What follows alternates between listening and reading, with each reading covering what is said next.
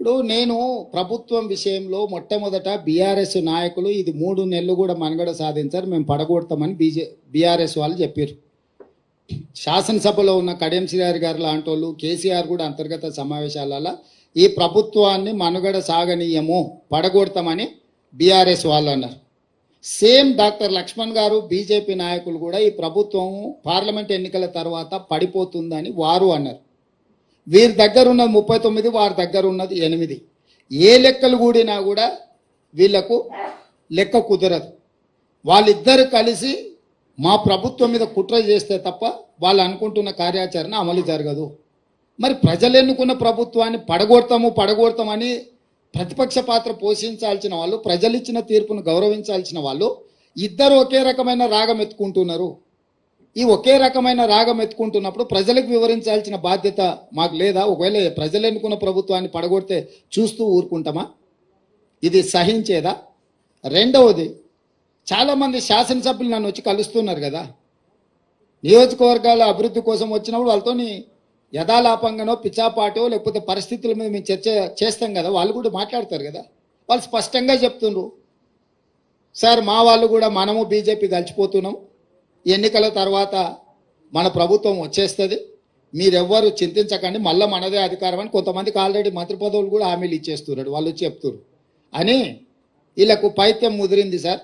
అట్లాంటి పరిస్థితి ఏదైనా వస్తే మేము అంతా సిద్ధంగా ఉన్నాం ఈ ప్రభుత్వాన్ని నిలబెట్టడానికి. ఇన్నాళ్లకు ముఖ్యమంత్రి శాసనసభ్యులను కలిసి నియోజకవర్గ సమస్యలు వింటున్నాడు. మేము అందులో ఉన్న 10 ఏళ్ళలో మేము ఎన్నడూ చూసిందే లేదు సార్, నువ్వు టీవీలలో తప్ప మా బాధ మా గోడు విన్నదే లేదు. ఈ మాత్రం స్వేచ్ఛ ఉంటే స్వేచ్ఛ ఉన్న ప్రభుత్వాన్ని మళ్ళీ వదులుకొని నిర్బంధాలు తెచ్చుకుంటామా సార్? నువ్వు ఎప్పుడు చెప్తే అప్పుడు వచ్చి మీకు అండగా నిలబడతాను సార్, మీ పక్కన నిలబడతావు, నువ్వు ఎట్లా చెప్తే అట్లా అని ఎమ్మెల్యేలు నాకు చెప్తున్నారు కదా. నేను అందుకే చెప్పిన, నిజంగానే ఆ పరిస్థితి ఉత్పన్నమైతే ఒక్కసారిగా మేము నిర్ణయించుకుంటే ఇక ఆ 3 4 తప్ప 5వ మనిషి వాళ్ళకి మిగిలడు. కాబట్టి ఇప్పటికైనా ఇట్లాంటి అతి తెలివితేటలు ఇంకా మానేయాలి. మేము ప్రజలు ఇచ్చిన తీర్పును గౌరవించి ఒక మంచి పరిపాలన అందించాలని పాలన మీద మాత్రమే దృష్టి పెట్టినము. పార్టీ ఫిరాయింపులను కానీ కక్ష సాధింపులను కానీ మేము చేపట్టాలని అనుకోలేదు.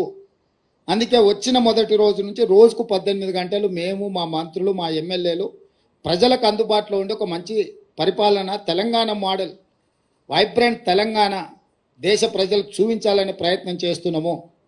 కానీ ఒకవేళ ప్రభుత్వాన్ని పడగొట్టే పోటీ వాళ్ళు పెట్టిండ్రు అనుకో, దాన్ని నిలబెట్టే ప్రయత్నం కూడా మేము చేస్తాం కదా. కాపాడే ప్రయత్నం కొంతమంది చేస్తారు, ఎదుర్కొనే ప్రయత్నం మేము చేస్తాం. దీన్ని నిలబెట్టి వాళ్ళకు గుణపాఠం చెప్పేవాళ్ళు వాళ్ళు ఉంటారు. సో వాళ్ళు కోరుకుంటే నేను ముందు నుంచి ఎప్పుడు కూడా నేను మీకు చెప్తాను, ఏ దానికైనా నేను సిద్ధం. కాకపోతే మొదట వాళ్ళు కోరుకోవాలి ఏందనేది. నేను ప్రజలు ఇచ్చిన తీర్పును గౌరవించి చిత్తశుద్ధితోని పరిపాలనను ముందుకు తీసుకెళ్తున్నా. నన్ను నా పని చేయనిస్తే ప్రతిపక్షాలుగా మీ పని మీరు చేసుకోవచ్చు. నాకేదో కాళ్ళలో కట్టబెట్టాలి, ఈ ప్రభుత్వాన్ని పడగొట్టాలనుకుంటే 10 ఏళ్ళు ప్రతిపక్షంలో మిమ్మల్ని దించుతామని చెప్పినాం, దించి చూపించినాం. ఇప్పుడు కూడా మీ ద్వారా స్పష్టంగా చెప్తున్నా, పడగొట్టాలన్న ఆలోచన మీరు చేస్తే మీరు నిద్ర లేచే లోపల మీ పక్కన ఎవడూ ఉండరు, మీరు తొడుక్కున్న బట్టలు కూడా ఉండవు. లేచి చూసుకుంటే ఎమ్మెల్యేల సంగతి చాలా దూరము. అట్లా ఒకవేళ వాళ్ళు కోరుకుంటే నాకు ఏమీ అభ్యంతరం లేదు. మీరు తారీఖు చెప్పండి, పడగొట్టేది ఏందో చెప్పండి, దాని పరిణామాలు ఏందో నేను చెప్తా. తారీఖు నిర్ణయించుకోమని చెప్తున్నా నేను. ఒకవేళ ఈ ప్రభుత్వాన్ని పడగొడతాము అని మీరు బింకాల కోసం పొంకనాల కోసం మాట్లాడుకుంటే నాకేం అభ్యంతరం లేదు. ఎందుకంటే పొంకనాల పోసిగానికి 3 ఏళ్ళు 36 దొడ్లు అని వెనకడికి పెద్దోళ్ళు చెప్పారు. పొంకనాల కోసం అయితే నాకు అభ్యంతరం ఏం లేదు. కానీ ఇట్లేదన్నా వ్యవహారం చేస్తే మాత్రం దానికి తగ్గ ప్రణాళిక మా దగ్గర సిద్ధంగా ఉన్నది. ఎవరేం మా మిత్రులు ఈ ఒక మంచి ప్రభుత్వం పడిపోతుందేమో అని ఎవరు ఆందోళన చెందాలి పని లేదు.